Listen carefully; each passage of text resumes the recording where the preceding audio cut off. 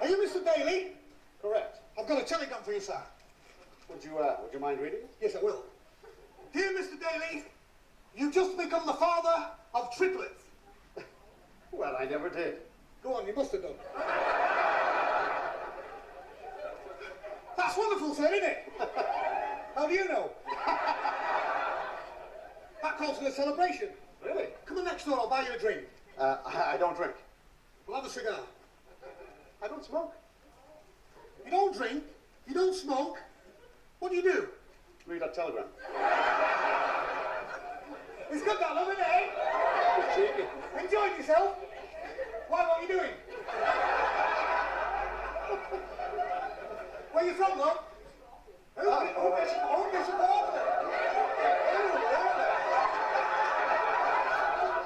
Bishop Auckland. It's very posh there. Very posh. Oh, very posh. Get the fish and chips and a violin case there,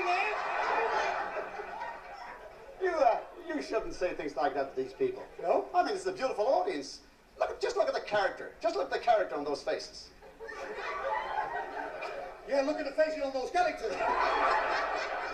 Well, you shouldn't really say that. These people don't come here to be insulted, you know. Where did you generally go? Bishop Auckland! I think you should apologize to the chairman for insulting his audience. Oh, I'm sorry, sir. No, really and truthfully, I'm sorry. I'll apologize to in French. Do you speak French? Heureusement, je peux me débrouiller.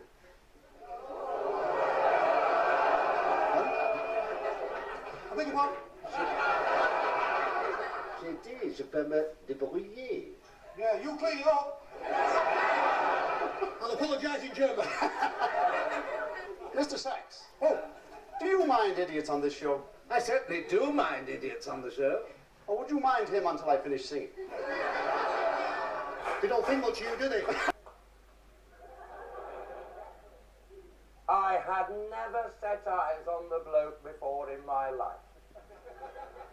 Never. There we are in the doctor's waiting room. It turns to me, a perfect stranger. He says, "What have you come to see him for?" I said, "Something private." I am not one who goes round showing me operations, you know. The doctor comes over, he got one of these hydraulic syringes, and he sticks the needle in my arm, took something out, squirted it in a test tube, held it up to the light, he gave it to the nurse, he said, "Take that to the brewery, maybe they can tell us what it is." He says that there's a drop of blood in your alcohol stream, otherwise you're not bad. So I put my clothes on, I came out, I thought I shan't stay with him long, and in the evening, that was the Friday, I met my particular friends, Harry Armitage, Charlie Holliday. We went round the Goat and Compasses. It was funny because they opened us always at 6, and when we got there it was nearly 5 past, you know, and the landlord had sent one of the lads round the hospital to see if there'd been an accident. And we get in there, I mean, we just take it steady, we're not alcoholics. You know, I mean, I can make a pint in 5 minutes if I drag it out, you know, for a bet, and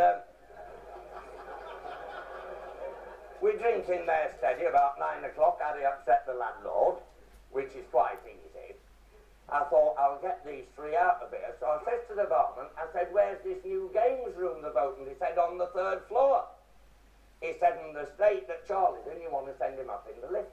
So we get Charlie in this lift, me, Harry and Fred. He gets out on the 3rd floor, saw this waiter walking past, called him over, he says, "Waiter, very cramped in that lift you've got over there." The waiter said, "Yes, sir, well, normally that one only holds 2 plates of soup and a teapot." So I said to the lads, "We won't bother with the lift, we'll go by the stairs. It won't take long." Which it didn't. We missed every one of them. And We was all right till we got in the street and then it started, because every gentleman here tonight will vouch for this. It is not the stuff you drink that does the damage. It's the fresh air. And believe me, that street was full of it. I felt like writing to the Yorkshire Post. Within a minute, Harry's lying flat on his stomach on the pavement, his fingers gripped tightly over the edge of the curb. He looked up at me, he said, "Get a ladder quick, I can't hang on much longer."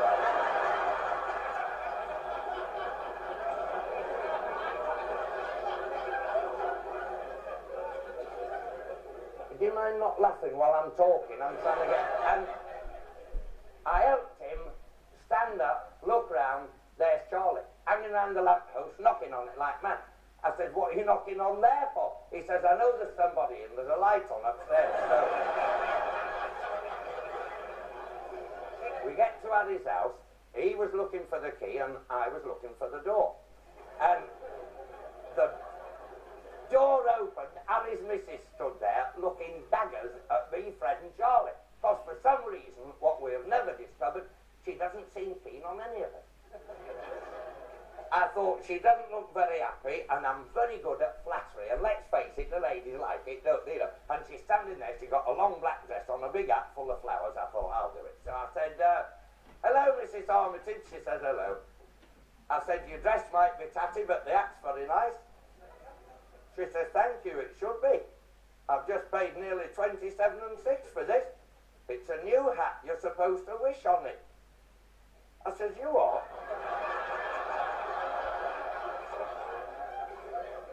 She says, "You're supposed to wish on it." Well, Charlie's just that little bit hard of hearing.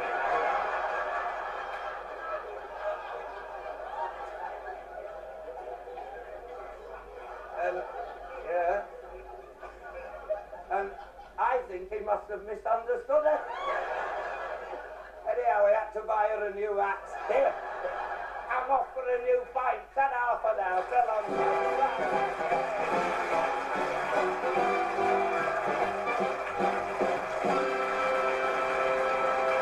Bachelor gay am I.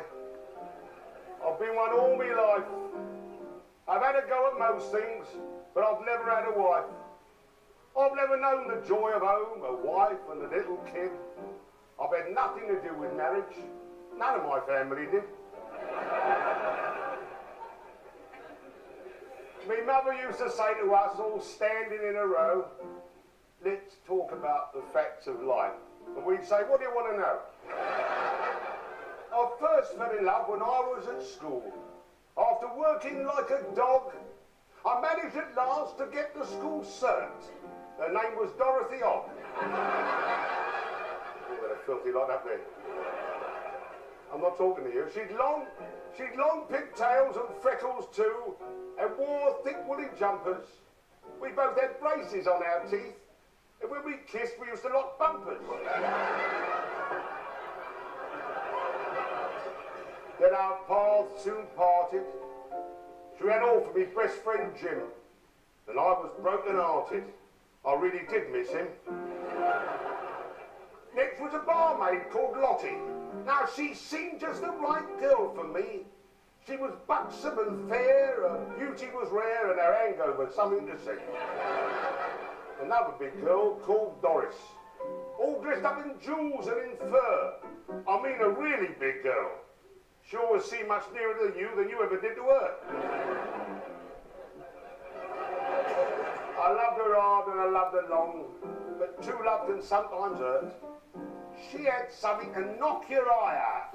Her husband, a wrestler called Bert. So another chapter closed, and it was all over between us. And I went down with sinus trouble. No, not sinus, her husband, sinus. You see that different colour? Then I met a lovely girl who loved me now and again. I mean, not now and again, but now and again and again and again. And she wore me out with her passion. Her loving was rugged and rough.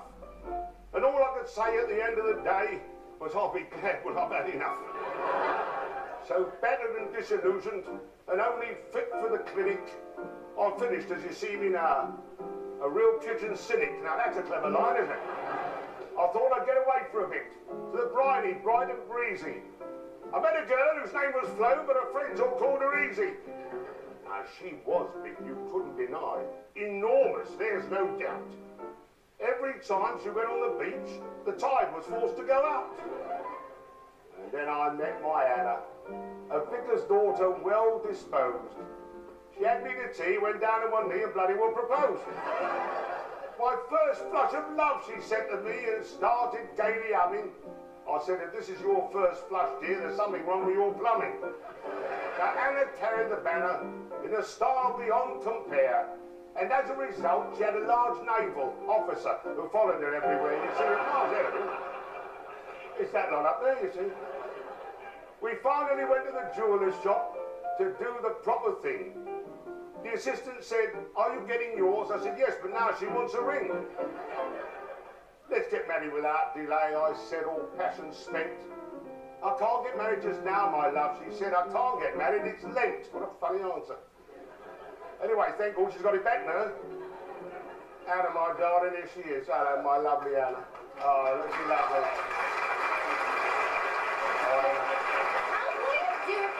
You should be at home resting up. I thought tomorrow's a big day. Love the tickler, darling. Love the tickler. Oh, I love you. I love you. I worship you. Do you? I really worship you. If you was in India, you'd be sacred. Oh, thank you very much. Don't be long. Come along. I won't be late now, darling. I'm going to get all ready for tomorrow, darling. Yeah. Yeah. Is she lovely? Hey? Gorgeous. Well, now, fix the fateful day to sign up for wedded bliss. There's only one thing left for me to do, and that's go out with the boys on the town. Right, I'll see you later on. I'll see you later.